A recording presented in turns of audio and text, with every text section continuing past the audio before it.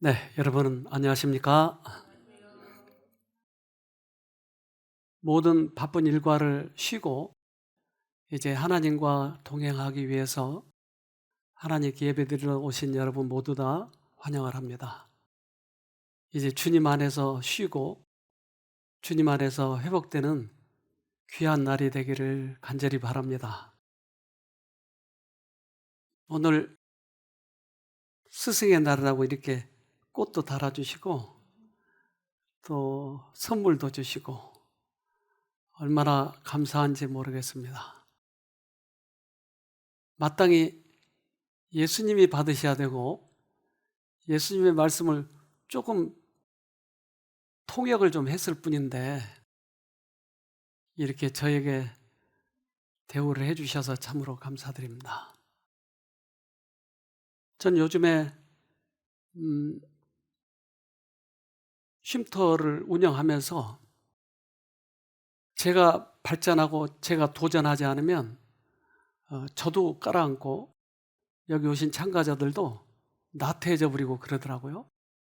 그래서 끊임없이 저도 연구를 하고 발전하려고 하고 또 현대 그 과학이 주는 것들을 잘 활용해 보려고 하고 저도 나름대로 도전하고 있습니다.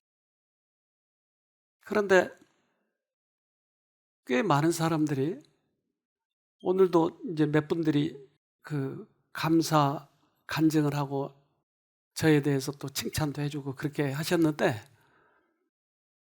극히 일부의 사람들이에요. 많은 사람들이 회복은 했지만 쉽게 잊어버리는 거예요. 그래서 예수님은 빛이 있는 동안에 빛에 거하라고 얘기하는 거죠. 즉 어두움에 빠져버리기 때문에 어두움에 빠지기 전에 계속 도전하고 감사하고 은혜 표현하고 그렇게 가라고 하는 것이죠. 예수님을 빛이라고 얘기합니다. 그분은 창조하실 때 빛이 있으라 해서 빛이 있었어요. 그분 자신이 빛일 뿐만 아니라 그분이 하시는 모든 말씀은 빛이었어요. 창세기 1장 3절 하나님이 가라사대 빛이 있으라 하심에 빛이 있었고. 그래서 이 빛에는 그 속에 능력이 있어요. 예를 들면 태양광선을 비치면 우리 몸속에 비타민 D가 생성되는 것처럼 그 빛 속에 능력이 있다고요. 그래서 일광욕 하는 것이 상당히 유익하죠. 햇빛을 받으면 비타민 D가 분비되는데 비타민 D는 뼈에 좋은 칼슘과 인 등이 함유되어 있어서 뼈를 더욱 튼튼하게 만들어줍니다. 네. 그래서 이런 뼈에 좋고 우리 몸에 좋은 영양소가 생기는 거예요. 햇빛에 의해서. 그러나 햇빛보다 더 중요한 것은 예수님의 빛이죠. 그분을 받아들이면 그분이 우리 안에 능력과 힘을 주시고 회복시켜 주시니까. 여러분 얼마나 아름다워요, 꽃이? 이 꽃 색깔은 햇볕 때문에 생기는 거죠. 이런 꽃도 보셨어요? 저 꽃이에요? 입술이에요? 어리광대예요? 참 꽃이 기가 막히죠? 네. 그런 꽃만 있는지 아세요? 네. 원숭이죠? 어쩜 원숭이처럼 똑같이 생겼는지 몰라요. 아름다운 이 꽃은 햇볕 때문에 저렇게 색깔을 내는 것이죠. 들의 꽃이 땅에 뿌리를 받고 있으면서 공기와 이슬과 비와 햇빛을 받아야 하는 것처럼 우리도 영혼의 생명에 필요한 것을 하나님으로부터 받아야 한다. 하나님으로부터 받아야 우리들이 아름다운 색깔을 낼 수 있다 이 말이에요. 하나님으로부터 능력과 빛을 받아야 우리도 다른 사람들에게 빛을 전할 수 있는 것이죠. 우리들의 품성의 빛을 보여줘야 되는 것이죠. 그것이 햇볕, 하나님의 능력, 그분 안에는 생명이 있었으니까요. 요한복음 1장 4절 그 안에 생명이 있었으니 이 생명은 사람들의 빛이라. 어둠에 있는 사람들에게 하나님께서 빛을 비춰주셔야 내가 어둠에서 빠져나올 수 있는 것이죠. 과거의 어둠이 어떻다고 하는 것을 우리는 그래서 느낄 수가 있죠. 빛은 어두운 세계의 유일한 해결책입니다. 예수님 없이는 어둠에서 빠져나올 수가 없죠. 그래서 예수님을 빛, 그분이 생명이라고 말씀하시죠. 그것은 빛이 생명과 동일함을 나타낸다. 영적 암흑이 오랫동안 인간의 영혼을 둘렀으나 이제 신적인 생명과 온전함의 참빛이 모든 사람의 길을 밝혀주고자 환하게 비춘다. 하늘의 빛은 그리스도를 통하여 비출 뿐만 아니라 그는 그 빛이다. 그래서 실제적으로 햇볕과 유사한 빛을 과학자들이 만들어서 그걸 가지고 사람들에게 비춰줬을 때 우울증이 회복이 되는 것이에요. 그것은 예수님의 빛, 그 빛을 조금이나마 흉내낸 그것들을 우울증 환자들에게 사용해 보니까 치료가 되더라. 또한 요즘에는 알츠하이머 병도, 치매병도 그렇게 해서 낫게 하는 거예요. 그렇다면 빛의 근원이신 그 예수님의 빛을 받으면 실제적으로 우리들이 변화되는 게 사실인 것입니다. 고린도후서 6장 16절 하나님의 성전과 우상이 어찌 일치가 되리요? 우리는 살아계신 하나님의 성전이라. 이와 같이 하나님께서 가라사대 내가 저희 가운데 거하며 두루 행하여 나는 저희 하나님이 되고 저희는 나의 백성이 되리라 하셨느니라. 우리는 하나님의 성전인데 왜냐하면 하나님의 빛이, 하나님의 능력이, 하나님의 운동력이 우리 안에 들어와서 두루두루 돌아다니면서 암도 없애버리고 우울증도 없애버리고 우리 안에 들어와서 두루두루 다니신대요. 우리 안에. 그러기 때문에 우리가 회복이 된 거예요. 그러기 때문에 내가 우울증에서 빠져나온 거예요. 그런데 이것을 무시하면 어두움에 내가 쌓이는 거예요. 그래서 빛이 있는 동안에 빛을 따라다녀야 되는 것이죠. 이 곤충의 세계, 동물의 세계에 참 희한한 것들이 있는데 이 는쟁이 벌이라고 하는 벌이 있는데 이 벌을 보고 제가 깜짝 놀랐어요. 우리 한번 이 영상을 보도록 합시다. 구멍벌과의 보석 나나니와 비슷하게 생겨 자주 오해를 받곤 하죠. 수컷은 12에서 14mm, 암컷은 15에서 18mm 정도 크기입니다. 앞발을 이용해 긴 더듬이를 훑어내는 는쟁이벌. 녀석이 바퀴에 이토록이나 집착하는 이유죠. 드디어 기회를 잡았습니다. 바퀴의 가슴을 찌른 침은 앞다리의 움직임을 둔하게 만듭니다. 저항이 줄어든 잠시의 틈, 이번엔 녀석의 목 쪽에 침을 꽂습니다. 목을 통해 뇌신경절을 찌르고 한치의 오차 없이 신경독을 주입합니다. 몸은 움직일 수 있지만 스스로 움직여야겠다는 의지는 빼앗아버리죠. 는쟁이벌의 침은 짧지만 독은 치명적입니다.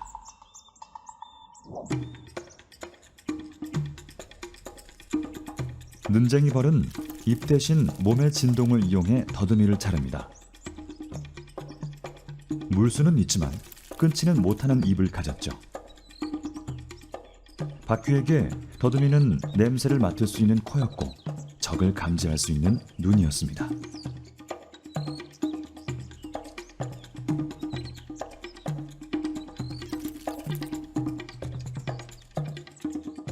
하지만 이젠 끝입니다.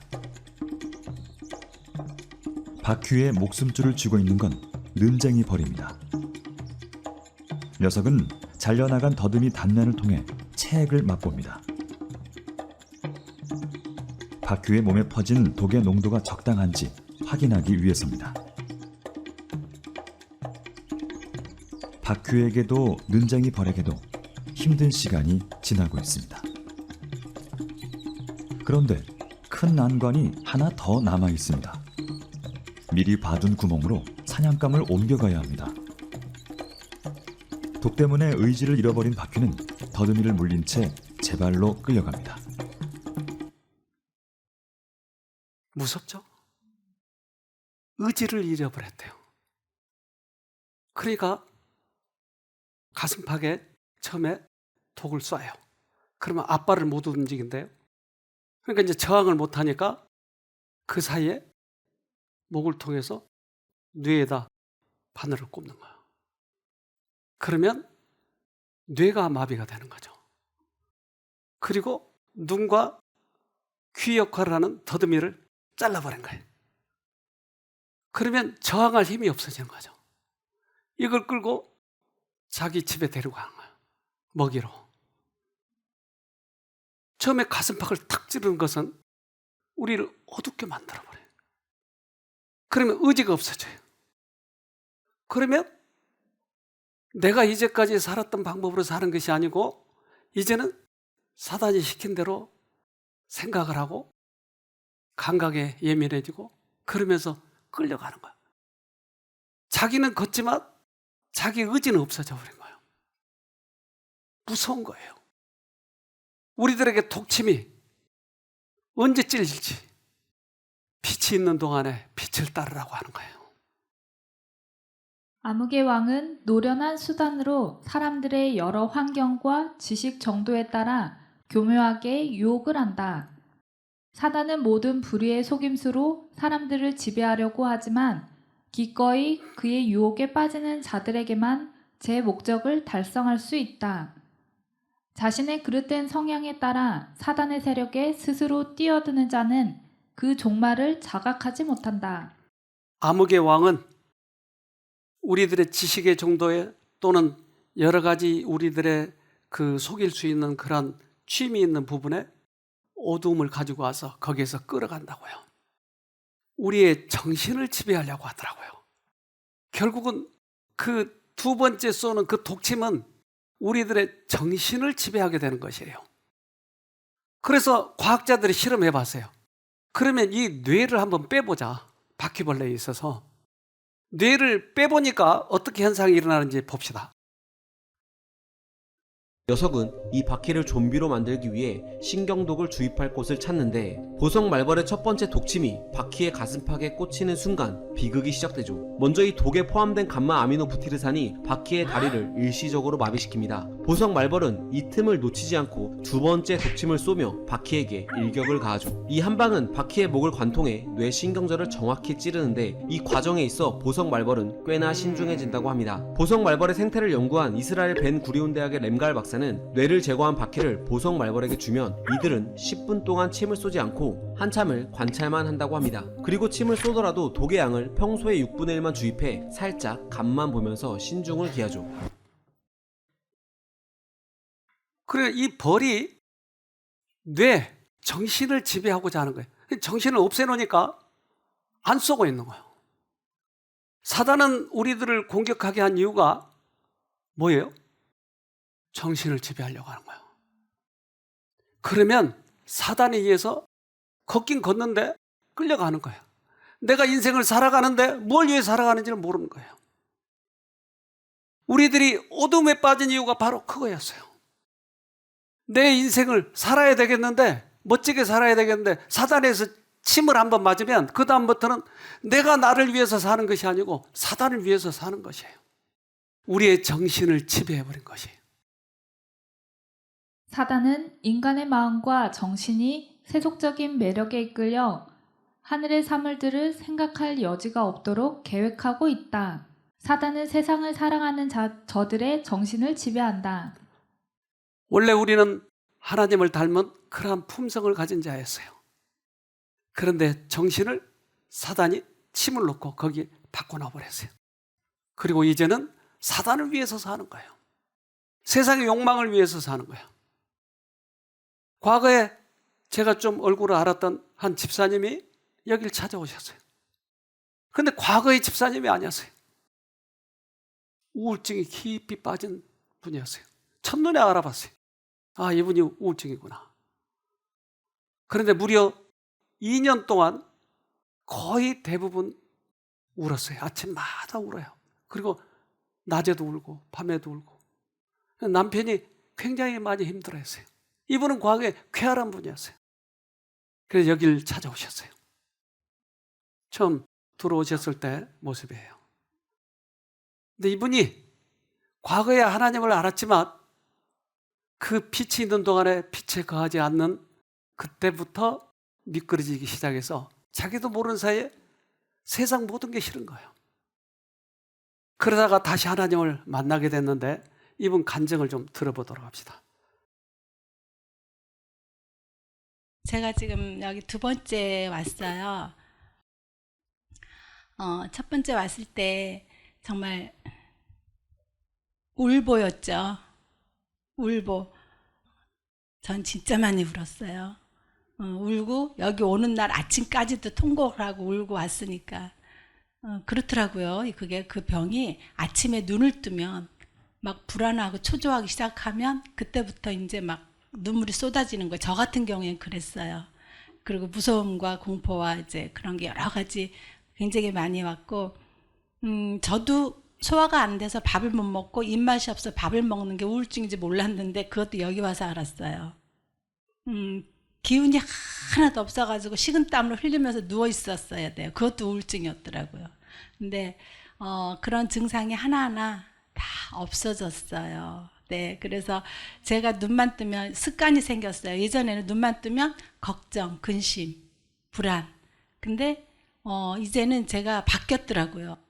그리고 제 머릿속에 예수님 딱 부를 때 딱 떠오르는 게 구원할 자, 죄에서 구원할 자 먼저 딱 생각이 나. 그럼 너무 감사해요. 그럼 더 신나게 부르게 되더라고요. 제 마음은요, 하늘을 붕붕붕 날아다녀요. 너무 기뻤어요. 너무 감사했어요.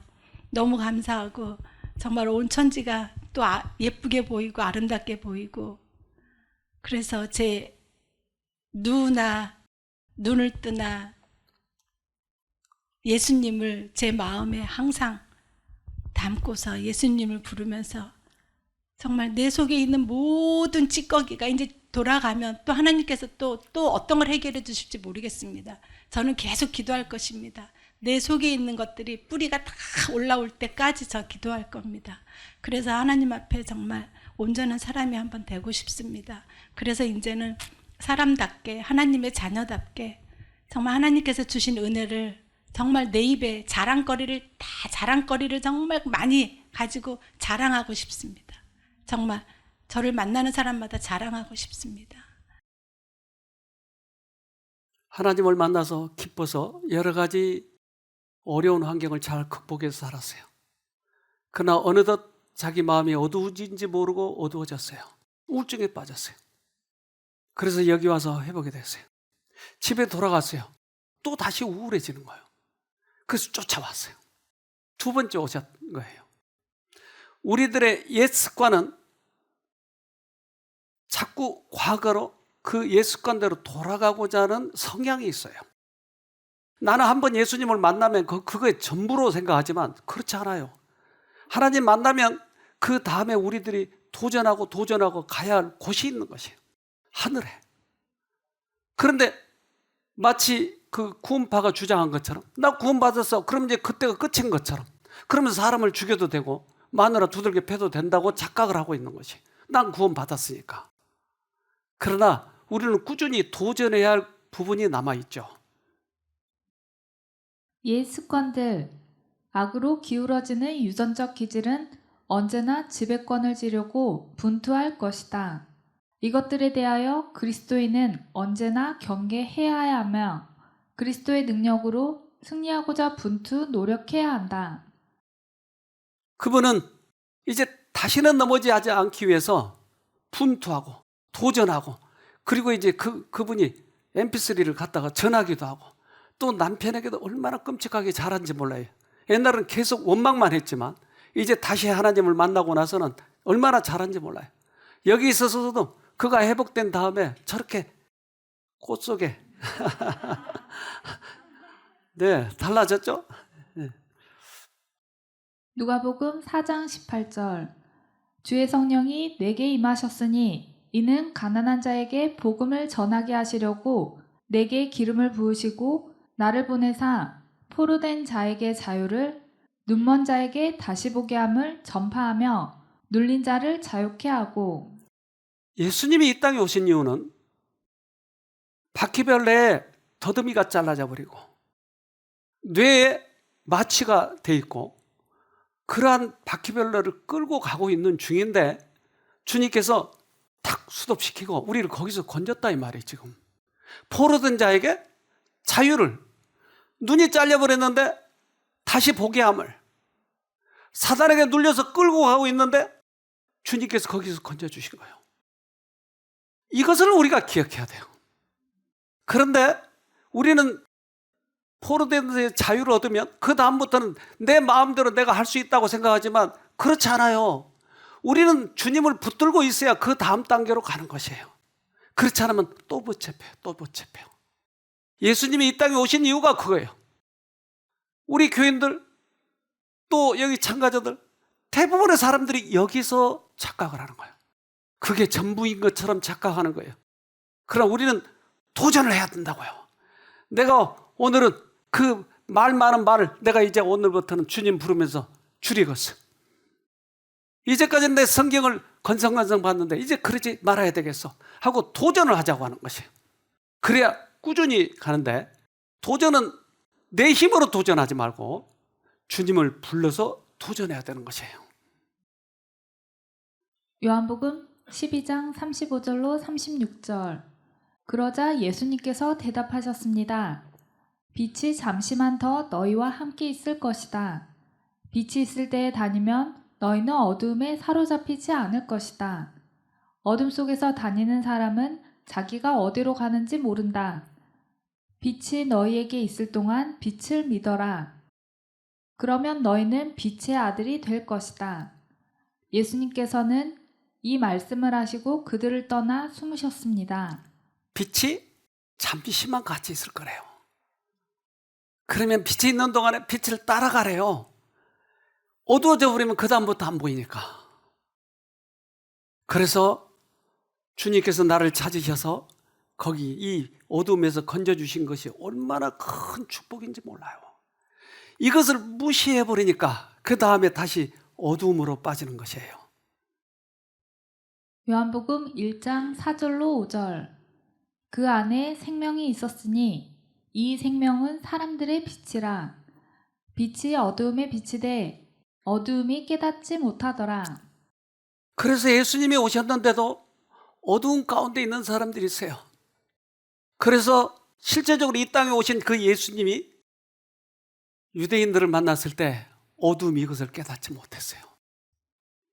지금도 쉼터에는 빛이 비치고 있어요. 저는 이걸 확신하고 있어요. 진리의 빛이 분명히 비치고 있어요. 그런데 왜 이것을 못 만나죠? 빛이 어두움의 빛을 깨닫지 못하더라 그러잖아요. 왜 그럴까요? 바리새인들이 이것을 깨닫지 못했어요. 왜요? 그들이 교만이었어요.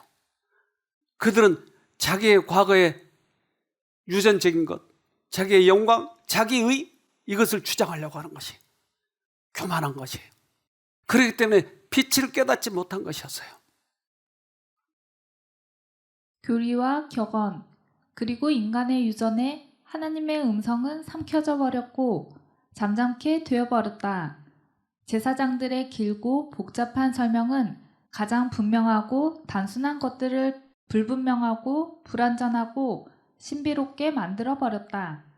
경쟁 관계에 있는 교파들 간의 논쟁의 소리는 이해력을 어둡게 하였고 그들의 가르침은 진리의 올바른 논리에서 완전히 벗어나 있었다.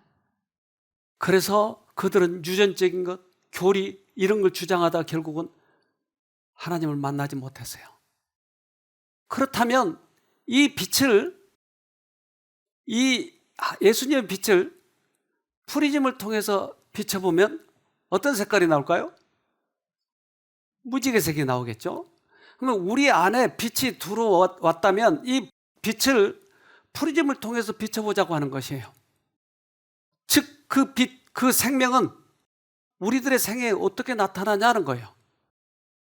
그래서 프리즘을 비춰봐가지고 내 생애가 그렇게 나타나지 않는다면 나는 빛을 못 받은 거예요. 받았다면 이렇게 나타나야 돼요. 빛이란 무엇인가? 빛은 곧 경건이요, 선이요, 진리요, 자비요, 사랑이다. 그리고 그것은 성품과 생활 속에 있는 진리를 나타내는 것이다. 복음이 적극적으로 전파되는 여부는 신자들 각 개인의 경건에 달려있다. 그래서 빛이라고 하는 것은 우리 생에 나타나는 경건한 모습, 선, 품성의 변화 이런 것들이 빛이더라. 빛은 받았는데 계속 바가지를 긁고 있으면 뭔가 문제가 있고, 빛을 받았는데도 계속 이기적인 것은 뭔가 문제가 있다 이 말이에요. 여러분 이거 처음 보신 분도 있을 거예요. 뭔지 아세요? 잘 모르시겠죠? 네? 화석 틀렸습니다. 한마디로 틀렸습니다. 그러면 같은 유의 것인데 이건요? 잘 모르시겠죠? 네. 이건요? 나무 이파리? 그러면 실제 모습을 좀 봅시다.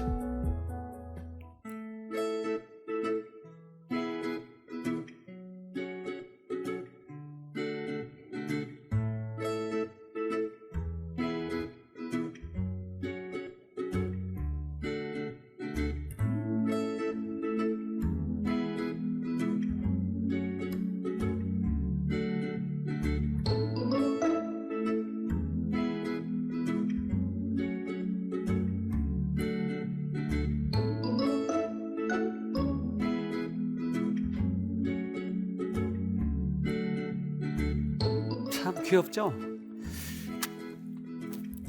토끼라고요? 푸른 바다 민 달팽이에요. 근데 이 달팽이는 다른 동물과 달리 특별한 어떠한 기능을 가지고 있어요. 그게 뭐냐면 얘들은 바다 조류, 풀 이런 걸 먹고 살거든요. 그러니까 이 식물들은 광합성을 하잖아요. 그래서 영양소를 만들어내요. 근데 얘들은 그 식물을 먹어가지고 자기 안에 그 식물에 있는 그 요소들을 자기 안에 심어요. 그래서 자기가 직접 광합성을 해요. 한번 봅시다. 푸른 민달팽이는 조류를 먹이로 삼는데 조류가 가진 광합성 능력을 빼서 자기 것으로 만든다. 푸른 민달팽이는 조류를 소화시키는 도중 광합성 세포기관인 엽록체만 분리, 흡수해 몸속에 저장한다. 이렇게 저장된 엽록체는 피부가 투명한 푸른 민달팽이가 초록색으로 변하게 된다. 엽록체는 몸속에서 9달 정도 광합성에 사용하는데 조류가 엽록체를 활용하는 기간보다 길다. 그러니까 그 엽록체를 자기 세포에다 심어서 자기가 직접 광합성을 하겠다는 거예요. 동물인데 광합성을 하는 거예요. 참 희한하죠? 분석 결과 푸른 민달팽이가 광합성에 필수적인 효소를 생성한다는 사실이 밝혀졌다. 연구진은 이 현상에 대해 조류가 소화되면서 손상된 엽록체를 몸속에서 수리해 계속 기능하도록 만든다는 의미라고 설명했다. 이어 유전적으로 다음 세대로 전달될 수 있다고 말했다. 이 유전 정보를 이어받은 어린 개체는 부모 개체의 어린 시절과 마찬가지로 조류를 왕성하게 먹어치워 능력을 얻는다. 이 시기에는 계속 조류를 먹어야 광합성을 할 수 있지만 성장하면서 자가 기관으로 변해 먹이 없이 광합성만으로 살 수 있게 된다. 그래서 동물이 식물이 된 것처럼 그렇게 광합성을 하는 거예요. 자기 스스로 이것을 영양소로 만드는 거예요. 그래서 실제적으로 나무 잎처럼 이렇게 생긴 민달팽이도 있는 거예요. 우리는 이제까지 듣고 유치원생처럼 하나님께서 은혜를 베푸실 때에만 내가 은혜를 받았어요. 이제는 내가 실제적으로 하나님의 말씀을 직접 보고 내가 광합성을 해야 할 필요가 있는 것이 이제는 초등학생이 돼야 되는 것이에요. 유치원생처럼 입만 벌리고 있으면 안 된다 이 말이에요. 그래서 도전하고 생활에서 이것을 적용하고 하나님의 말씀을 실제 생활에서 적용해서 되는지 안 되는지 실험도 해봐야 되고 내가 이것을 다른 사람들에 전해주기도 해봐야 되고 하면서 가야만이 내가 다시 어두움에 붙잡히지 않는 것이에요. 그래서 성경은 이렇게 얘기합니다. 히브리서 5장 12절 때가 오래므로 너희가 마땅히 선생이 될 터인데 너희가 다시 하나님의 말씀의 초보가 무엇인지 누구에게 가르침을 받아야 할 것이니 젖이나 먹고 단단한 식물을 못 먹을 자가 되었도다. 우리는 도전을 해야 되는데 유치원생처럼 계속 그것만 받아 먹으려고 하는 것이에요. 민달팽이가 얼마나 현명해요. 이런 갖가지의 모습으로 민달팽이가 있는데 이들이 조류를 자기 몸에다 심었다고 하는 거예요. 전심으로 하나님의 뜻을 행하고자 하고 이미 주어진 빛을 열심으로 탐구하는 사람은 누구든지 보다 큰 빛을 받게 될 것이다.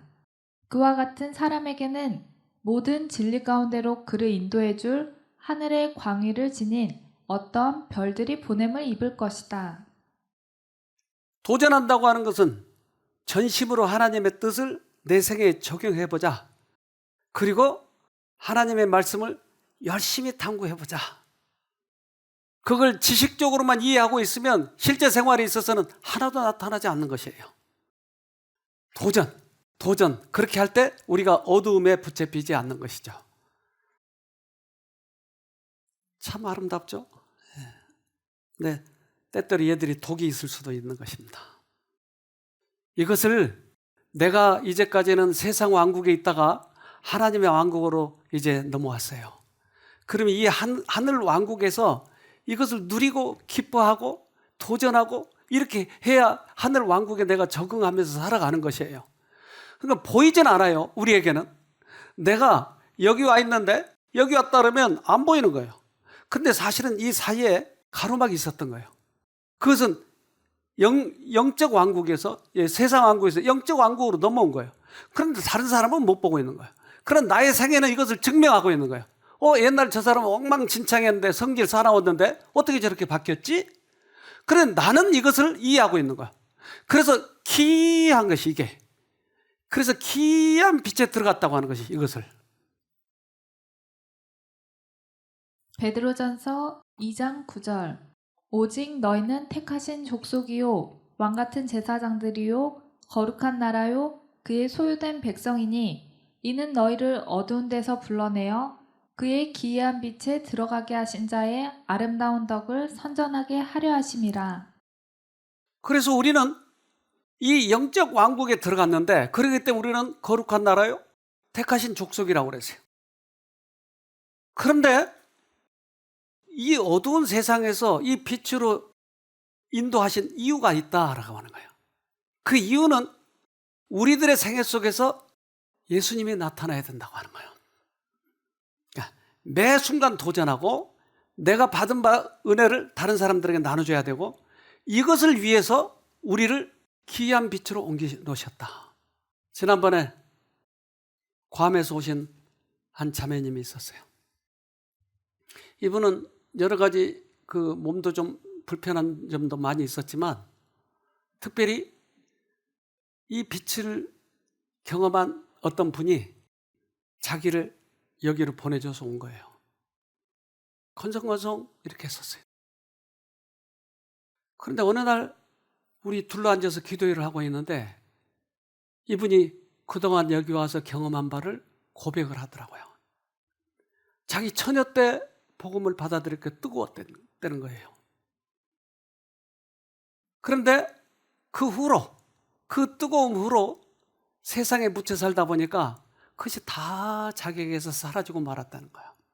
그러니까 이제는 세상에 묻혀서 그리스도의 옷만 입고 내적인 것은 세상적인 것 그대로 가지고 지금까지 살다 보니까 너무나 힘들었었어요. 그가 여기 와서 다시 그 처녀 때 신앙을 처음 받아들였을 때 그것을 다시 느끼기 시작했다는 거예요. 그 첫사랑의 기쁨을 다시 찾게 됐는데 이분의 얘기를 직접 들어보도록 합시다. 제가 한국에 있을 때, 38년 동안 한국에 있을 때에 만났던 예수님, 그 학창시절에 제가 바랐던 그런 예수님하고 그때 말씀을 받았을 때 그 느낌이랑 지금 이제 나이가 60이 돼서 받았던 옛날에 다 들었던 거, 알고 있던 거, 그런 상황에서 지금에서 듣는 그게 다른 각도로 보여지는 거예요. 그래서 지금은 아는 거지만 그동안 여러모로 뭐 환경에 의해서 그냥 배제해 버렸던 거, 그냥 내 삶만 열심히 살고 뭐 그렇게 했는데 정말 이제 그리스도의 향기가 나타나야 되겠다 이런 걸 많이 느꼈어요. 그래서 지금도 제 속에 이제 말 안 하는 사람이 있어요. 말 안 하는 사람이 있고 또 미워하는 사람들이 있었는데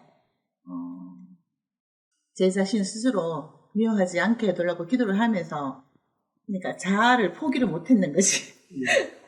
그래서 그거를 다시 생각하게끔 해주시고 깨달음을 주셨어요. 많은 깨달음을. 그래서 제가 그것을 이제 정말 실천하고 적용해 나가는 삶을 살아야 되겠다고 다짐을 하고 지금 이 나이에 다시 주신 그 말씀이나 저한테 바라시는 거, 그 문제까지 결혼하게 하셔가지고 그동안 이러한 시련을 또는 시험을 하셔서 정말 안다고 하면서 사람들한테는 그렇게 얘기해놓고 내 자신을 스스로 실천하지도 않고 그냥 지식으로만 막 얘기한 것 같아가지고 이번에 절실히 깨닫고 정말로 내가 말뿐이 아니고 아는 것뿐만이 아니라 내 행동으로 보여줘야 되겠다는 그런 거. 그러면 저절로 묻어 나오겠죠. 그 모습들이. 그래서 그것을 생각하면서 자꾸 마음을 다지고 있습니다. 지금. 다시 새로 시작할 수 있어요. 그러니까 바퀴벌레가 더듬이가 잘려버렸어요.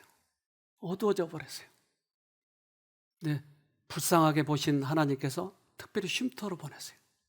몇십 년 만에 옛날 그 처녀 때 처음 하나님 만났을 때 그 기쁨이 지금 솟아났다고 하는 것이에요. 다시 우리에게 기쁨은 영적인 보이지 않는 부분이 우리는 못 보니까 그렇지만 아까 봤잖아요. 바퀴벌레. 그러한 상태에서 건져졌다는 얘기예요. 이 사람이 이것을 건져진 것이에요. 그래서 혼자 울고 또 2층에 가서 울고 한참 그랬답니다. 큰 빛을 받았으면서도 그 빛을 따라 살지 않았던 이들이 그들이 멸시한 빛에 상당하는 어두움 속에 빠질 것이다. 우리는 내가 내 몸을 쳐 복종하게 함은 내가 남에게 전파한 후에 자기가 도리어 버림이 될까 두려워함이로라고 한 바울의 말 속에 담긴 교훈에 유의해야 한다. 열심히 살고 다른 사람들에게도 복음을 전하지만 자기가 결국은 잊어버린 바가 된다는 거예요. 도전하지 않으면. 그런데 이분이 그런 말을 하면서 마지막 가기 전에 제가 꼭 가가지고 괌에 새로남 쉼터 분교를 낼 의향이 있다고. 와, 그 말을 들으니까 괌 생각이 나는 거야. 저 푸르른 바다에서 내가 헤엄도 쳤는데 거기는 깊지 않아 가지고 염려가 없어요. 저도 수영 뭐 잘하지 못하지만 얼마나 재밌는지 몰라요. 물도 이 뜨뜻해 가지고 얼마나 춥지도 않고 좋은지 몰라요. 그리고 또 호텔도 그 옆에 바로 붙어 있어 가지고 괌 생각이 나는 거예요. 괌 생각. 근데 괌을 내가 한 바퀴 돌고 또 누구하고 이렇게 이 얘기 들으면서 그 괌 사람들을 보니까 그 본토인들, 그 섬 사람이라고 그러네. 네? 원주민이 다 이러해요. 다. 왜 그럴까요, 저 사람들이? 그래서 이 인스턴트 음식 좋아하고, 그리고 그들에게는 희망이 없어요. 그런데 저들이 벌써 40대면 늙는다는 거예요. 그래서 50, 60대면 대부분 죽는다는 거예요. 그들에게 복음이 전해져야 되는데, 와, 저분이 가서 만약에 그 복음 전하면, 뉴스타트 전하면 금방 살아날 텐데. 그래서 마지막 가기 전에 이분이 이런 말을 하고 왔어요. 그동안 제가 잊고 살았던 부분에 대해서 말씀을 통하여서 깨달음을 주시고 또 제가 할 일이 무엇인가를 깨닫게 해주셔서 정말 제가 쉼터 전도자가 되어야 되겠습니다. 그렇게 되기를 소원하고 또 많은 사람들에게 제 체험담을 또 여기에 있었던 모든 일들을 제가 전하려고 합니다. 열심히 그것도. 그래서 뭔가를 이루어내고자 하는 그런 욕심이 생기고 또 바라는 마음으로 기도 부탁도 드리고 그렇게 하고 있습니다. 깨달음을 주셔서 그것을 또 전하는 의무, 예수님이 배우고 전파하고 가르치라 그랬거든요. 그렇게 하겠습니다. 꼭. 제가 보기에 건강해 보이는데 좀 약한 부분이 많았어요. 그러니까 조금 피곤하고 그러면 입 안에 구내염 같은 게 많이 생기고 오늘 생겼다가 좀 더 잠 못 자면 그 다음날 다른 데 또 생기고 입 안에 난리가 났었거든요. 그런데 그것도 이제 아프지 않고 그저께부터 아프지 않았어요. 생기기는 다 낫지는 않았는데 아프지 않으니까 나은 거죠. 그냥 흉터만 남은 거죠. 그리고 또 잠을 잘 못 잤어요. 그러면 제가 어김없이 방광염, 구내염 이렇게 되는데 그런 거 없어졌어요. 그리고 변비도 없어졌어요. 그렇게 많이 먹고 변비약 같은 거 안 먹는데 그래서 너무 감사해요. 그런 게 다 제 체험이겠죠. 하나님 역사하신 거겠죠. 그래서 이번에는 갔다가 내 체험을 많은 사람들에게 전달하고 쉼터를 소개하고 그로 인해서 괌에도 쉼터가 생겼으면 좋겠다 하는 그런 마음이 많습니다. 그래서 그거를 위해서 여러분들도 기도해 주시고 다 같이 기도를 하면 될 것입니다. 감사합니다. 우리 기도해야 되지 않겠어요? 그래서 우리 한 비행기 타고 한번 가봐야 되지 않겠어요? 네. 그래서 이 일이 우연히 생기겠는가? 그렇게 여기 오는 거 꺼려하던 사람을 어떻게 여기를 또 오게 만들어서. 그래서 엊그저께 그 괌에 계시는 우리 호임자매님 그분하고 이렇게 통화하는데 너무 적극적으로 지금 저분이 추선하고 있대요. 그래서 그분하고 둘이 이렇게 서너시 어울려서 이 일을 하면 머지않아 그 일이 아마 이루어질 거예요. 이 일은 우리가 어둡지 않도록 하는 최상의 방법이에요. 내 자신이. 어두워지지 않는 방법은 내가 매 생애마다 도전하고 경험담을 일러주는 거예요. 다른 사람에게. 이것이 내가 어두워지지 않는 것이에요. 은혜의 시기가 끝날 때에 관한 어떤 특별한 빛이 있을 것인가? 아니다. 단지 우리는 아직 낮이 계속될 동안인 지금은 일할 때라는 기별이 있을 뿐이다. 왜냐하면 밤이 오리니 그때에는 아무도 일할 수 없기 때문이다. 우리는 나이가 아직 젊으니까 세상에서 돈 좀 벌다가 내가 늙어지고 할 일 없으면 그때 이 일하리라 하는 사람들이 많아요. 근데 하나님께서는 젊고 힘 있을 때 더 필요하신 거예요, 우리가. 그래서 그 일을 해야 되는 거예요. 이제 저도 괌 공항에서 바로 내릴 때 그 야자수 이런 게 있고 기가 막혀요. 여러분 저기 가고 싶지 않으세요? 그럼 기도를 해야 돼요. 그래서 거기서 우리가 이 프로그램 한번 운영해야 되지 않겠어요? 그때는 여기 쉼터 참가자하고 거기 참가자하고 해서 한번 또 크게 한번 하기도 하고 기대가 되고 지금부터 가슴이 설레요. 지금. 그리스도인의 미덕을 실천하는 자들은 자라날 것이다. 그들은 영적 체격과 체력을 갖추어서 하나님을 위하여 활동할 만큼 튼튼해질 것이다. 그들은 명석한 영적 지각과 확고하게 자라나는 믿음과 기도를 통한 효과적인 능력을 소유하게 될 것이다.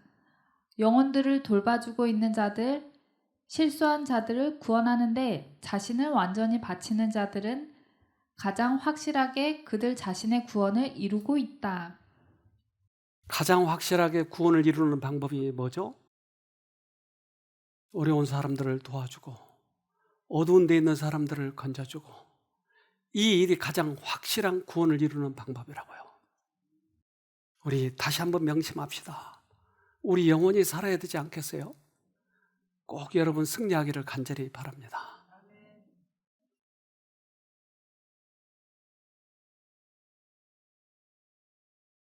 하늘에 계신 고마우신 아버지,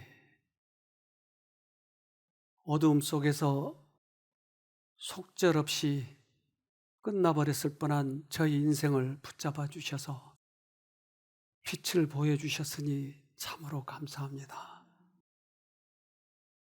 그러나 사람의 속성이 왜 그렇게 쉽게 은혜를 잊어버리는지요?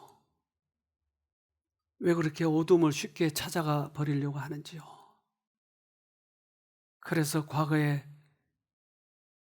수없이 주님을 배반하고 주님을 알았지만 무시해버리고 살았을 때가 참으로 많이 있었습니다. 그래서 이번 계기를 통해서 살아계신 주님을 다시 만나고자 합니다. 그렇게 어둠 속에서 건져주셨던 주님의 능력을 소중히 여기고자 합니다. 우리를 다시 만나 주시옵소서. 그래서 빛의 기쁨, 생명의 능력을 경험하는 저희가 되도록 도와주시옵소서. 어두운 데서 불러내어 그의 기이한 빛 가운데로 인도하셨으니 이제 우리도 주님 손 붙잡고 놓치지 말고 끝까지 하늘까지 주님 닮아가면서 갈 수 있도록 도와주시옵소서. 특별히 지금은 어두운 세상입니다. 세상이 다 엉망이 돼가고 있습니다. 도덕적인 것들이 다 망가져도 그것이 정상인 것처럼 그렇게 살아가고 있습니다.